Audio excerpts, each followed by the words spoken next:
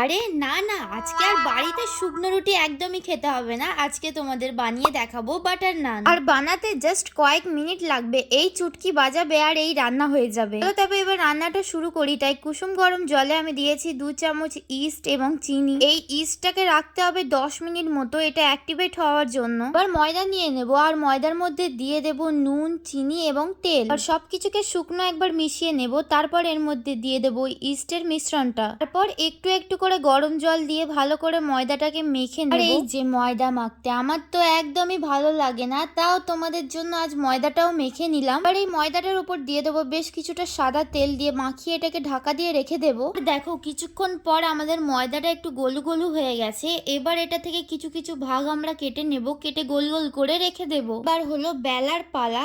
এবার এটাকে নানের মতো বেলবো, কোনো রকম গোল করার তো কোনো মানেই নেই, তুমি যেমন ইচ্ছা তেমন বেলতে পারো। এবার হাফ বেলা হয়ে গেলে এর ওপর থেকে দিয়ে দেবো ধনেপাতা এবং কালো জিরে। তারপর আরেকটু বেলে এটাকে কড়াই দিয়ে দেবো। আর হ্যাঁ, কড়াই দেওয়ার আগে কিন্তু পিছন দিকটা একটু জল দিয়ে দিও, নইলে কড়াতে আটকাবে আর নইলে খুলে পড়ে যাবে। এরপর উপর দিকটা যখন ফুলে উঠবে তারপর কড়াটাকে উল্টো করে এইভাবে সেঁকে নেব, তাহলেই আমাদের পারফেক্ট নান একদম তৈরি। খেতে না খুবই টেস্টি হয়েছিল আর ইস্টের কোনো রকম গন্ধও ছাড়ছিল না। তোমরাও চাইলে এইভাবে বানাতে পারো। এই স্টাফড আলুর দমের ভিডিও আসছে পরের দিন। তবে আজকের মতো আসি, দেখা হচ্ছে নতুন কোনো ভিডিওতে। বাই।